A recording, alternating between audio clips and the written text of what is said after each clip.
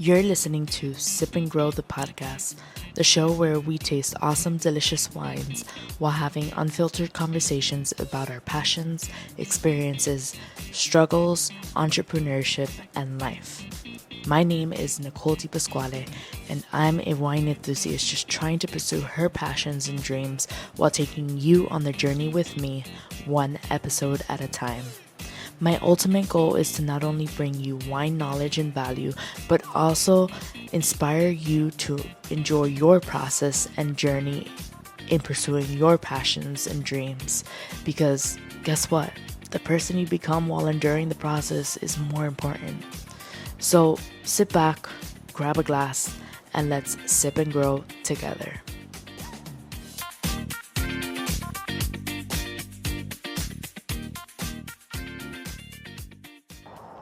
Hello, party people. Welcome back to another episode of Sip and Grow the podcast with me, your host, Nicole DiPasquale. So today we have a natural wine. Once again, I was shopping around in Target, as every girl in this country does. And of course, we go in for one item, but we come out with like 20 items. It's girl math. I don't know how it happens. It's just all of a sudden, like, it's the Target air. Like, when you walk into Target, all of a sudden, there's like 20 things in my cart. And I'm like, how did this get here? And then all of a sudden, you're scanning them. And then all of a sudden, you're outside and you're like, how did I spend $300? It's just a thing. I bet you everyone out there can agree. Every girl out there can agree with me on that one. But anyways, this was one of my Target finds. This is a natural wine that I found at Target for $16.99. It was also on sale. So I was just curious. I was a curious cat and I decided to purchase it and bring it on the podcast because why not? So this brand is called Scout Wild. It was created by this lady called, or named Sarah Shandonix. So I read into her story, which wild. She grew up in like northern Texas. She grew up in a farm in the wild nature, loved all that stuff, like loved the farm life, but she actually became an attorney, and she was an attorney for about 7.5 years. And she always had this dream of like going back to the farm life, right? So she was just like, she had this thing where she loved nature, and she was like, okay, wine is nature in a bottle. That was her whole concept, right?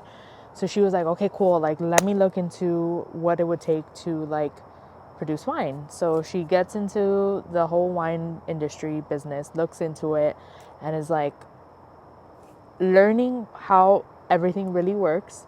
And she realized that if you look at like a big commercial or like industrial level wine making company, they mass produce. At the end of the day, they mass produce, and the quality, when you mass produce, you need to make sure that the wine in each bottle comes out exactly the same. Like, because the whole concept is they're looking at their margins, they're looking at making huge sales and like fulfilling big quantities of cases sold around the world, basically. So they don't really focus on like the characteristic of the wine and like how the harvest was that day. Like, not to say that they don't, because there are big companies, that winemaking companies, that still have top quality wine, and they really do stick to like the natural way of doing things. But it's easier and less risky to just like when you mass produce, it's less of a risk if you if you control the wine from doing its natural thing. Because when a wine does its natural thing, you don't know what you're gonna get until you ferment the grapes, and it is what it is. But like, if you want a consistent wine tasting the same every single year, because it's a big brand that everyone knows and everyone knows how it tastes like, there will be stuff added to the wine. And that's the whole concept of like, this is why a lot of companies has started coming out with like the whole natural wine movement, which in itself, personally, I think the whole natural wine movement, like that word, is also misleading in a lot of ways, because it's like, if it doesn't say that it's a natural wine, it's not a natural wine. No, it's all about your research and doing your research on the producers and seeing like what their style of farming is, like what their farming practices are, how they pick their grapes, how they transfer everything and ferment the grapes to convert it, the grapes to wine. Like their entire winemaking process and like how they handle everything is the important stuff. And like you need to do that research in order to understand how the producer did what it did to put the wine in this bottle. So I think don't shy away from a bottle that doesn't necessarily say natural wine, because there's a lot of like low intervention winemaking producers out there that don't like market that they're that. But like if you look up their story, or they might have their story in the back of the bottle, it'll say that. And it's just about knowing information. Like information is king. Like you need to do your research and understand the background behind the producer you're drinking in order to judge it for what it is, because there's some big name producers out there that I know I'm not a fan of, because I know they add mega purple to it and they add a bunch of other stuff to it. And when I taste the wine personally, I'm like, this is not what wine should taste like. But there's a bunch of people that love it and buy it, and it is what it is. And that's like the mass production commercial side of things. But there's really good quality wines out there and brands out there that not many people know of. And I feel like the natural wine movement also kind of separated the gap a little bit. Like there was they created more of a gap in the middle, because then it's like they created this crowd of people where like if it wasn't marketed as natural wine, all of a sudden that wine was automatically bad. And that's not the case. Again, you just need to research your producer and research what you're drinking. And as long as like they have good farming practices and really care about the quality of the wine, and they literally tell you what they put it, like if they add anything to their wine, you'll be fine. Because at the end of the day, like we've talked about before on the podcast, sulfates aren't necessarily a bad thing. It's just, some wines might have a little bit more, a little bit less. Sometimes, or a lot of times, they all have, like all wines have sulfates because naturally there are sulfates present in the grapes. But sometimes you need to control like the grapes from getting molded, so you have to spray some sulfate on it, or like you need to control, like make sure that the wine is going to taste exactly how it tastes once it's fermented, so you need to add some sulfates into the wine. Like there's so many things, so many factors involved. So like don't be afraid of like some additives. They're not necessarily bad, but like make sure that what you're drinking, the winemaker just tried to stick as natural to the winemaking process as possible. Because I think for me, ultimately that's what I look for. As long as like they just let the wine do its thing and just added things that were necessary in order to preserve the wine, I'm cool with that. Like sign me up, give me 10 bottles. But anyways, she researched all this and she was like, oh, like she basically saw that there was a market for the natural wine movement. So she created her whole brand around being, vegan, organic, no additives. It says no artificial processing aids or added sugars, independently lab tested to meet our standards, sustainably grown in healthy soil. Literally she's an attorney, so I get why she did this, but it says clean crafted commitment. So this is literally trademarked, and they have a clean crafted commitment, which I wrote it down so that I can read it to you guys. But basically it requires that grapes, like any of their wines, are clean crafted committed. They have the clean crafted commitment trademark on it, right? And this is the only brand that can have that because she trademarked it. But this requires that grapes are farmed without toxic pesticides, and that wine is produced without synthetic processing aids and is low in sulfites. The requirements are verified by internal review of documented viticulture and winemaking practices, validated by independent lab testing. So this is as natural as it's gonna get. It's also vegan friendly. And I believe it just contains sulfites naturally, like from the grape skin. So it's not like, it even says the ingredients. It says grapes, tartaric acid, yeast, malolactic bacteria, and sulfates. I wonder if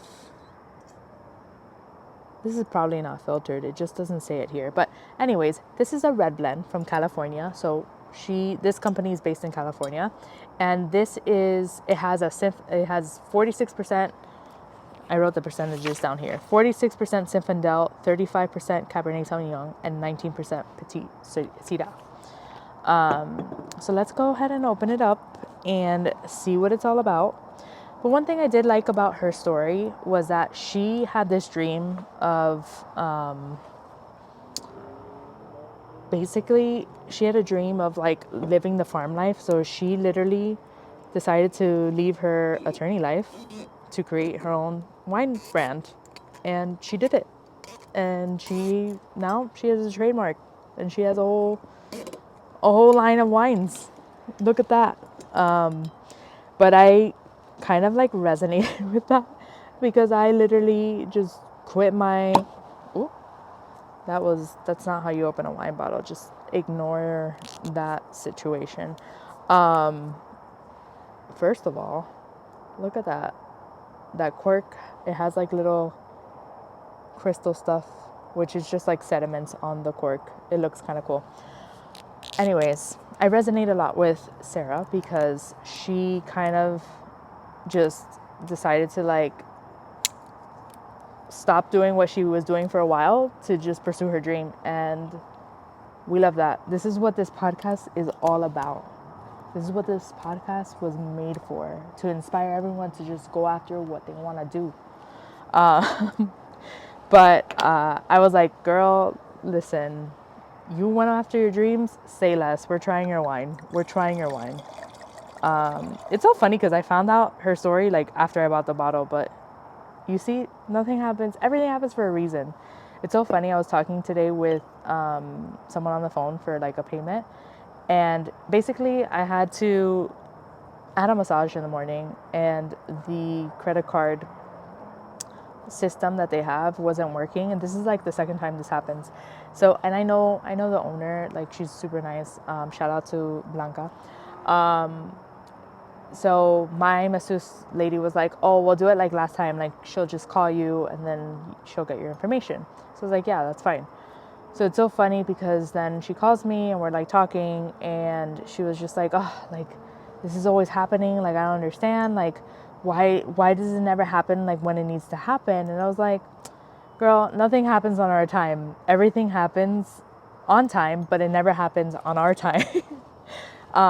And I was like, whoa, that was a deep quote, Nicole. But it's true. The reality is, no matter like how much you want something to happen on your timing, it's never gonna happen on your timing. But it always happens at the perfect timing. And you don't realize that until it happens at the perfect timing, or until it happens, and then you're like, God damn it, I knew. Now I understand why it happened at this time versus when I wanted it to happen. So that was like a good little nugget, a little knife.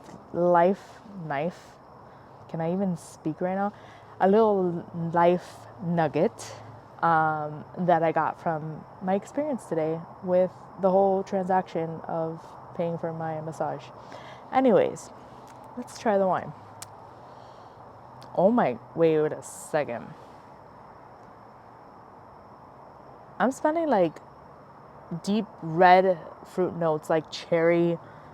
And I'm smelling like the oakiness from a barrel, like it's like very spicy. So like it's almost like peppery notes with like leather in there, and like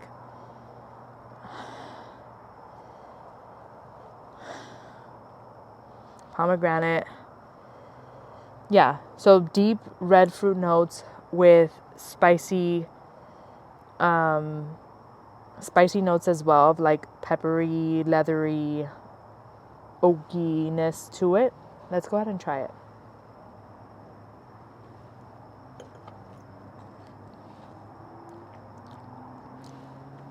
Wow. So it definitely is a highly like tannic wine. It's medium to full bodied.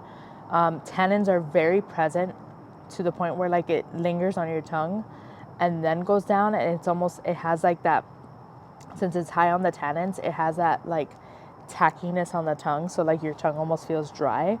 Kind of like when you drink a Chianti Classico, that's what I can like relate it to.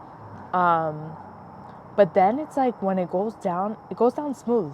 So like the tannins stay on your, lingering on your tongue, but when you swallow it, it goes down smooth. And I'm like, what's going on here? You're confusing me. Which kind of makes sense because I feel like that's like the Cabernet Sauvignon coming through. I don't know.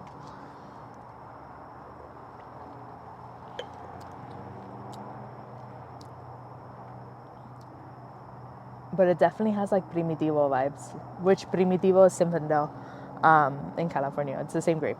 Um, I would say if you're like a huge Primitivo fan or like a Chianti Classico fan, you would love this.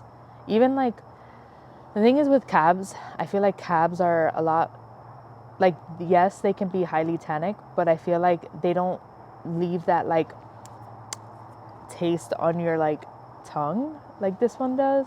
I feel like that's more present in a Chianti Classico. So if you're a Chianti Classico fan or if you're a Primitivo fan, this wine you would definitely enjoy. I think it's actually, it's genuinely, it surprised me. Like I didn't think this would taste like this. I would rate this for a natural wine at $16.99. I would rate this an 8.9 out of 10. I think it's a solid red wine that's like medium to full bodied. If you're looking for something that's, it kind of almost, it almost tastes like an Italian wine more than anything else for me. And it's not, it's from California. Yeah, I would rate it an 8.9 out of 10. If you're at Target and you happen to just have a billion items randomly pop up in your cart, I get it. I understand you. I see you. I am you. But if you happen to be at Target, try this wine out. It's $16.99. Again, this attorney just followed her dreams and her passion to get back to the farm life, and she did it with style and with grace by creating a wine label. Like, what better way to get back to farm life by creating a vineyard? You know what I mean? Anyways, let me know if you try this. Let me know if you like it. Let me know if you don't like it. Whatever the case may be, I'll link it in the show notes. But yeah, let me know what you think. The only thing I will say about this, I don't like that they don't have the vintage on the bottle. If they do, and you know, let me know, because I couldn't find the vintage anywhere. That's my only critique about this wine. I don't see the vintage on here, so then I'm like, when was this wine made? Was it made last year, or was it made 500 years ago? I don't know. You tell me. This is what I'm trying to find out. Anyways, guys, I'll see you on the next one. Cheers.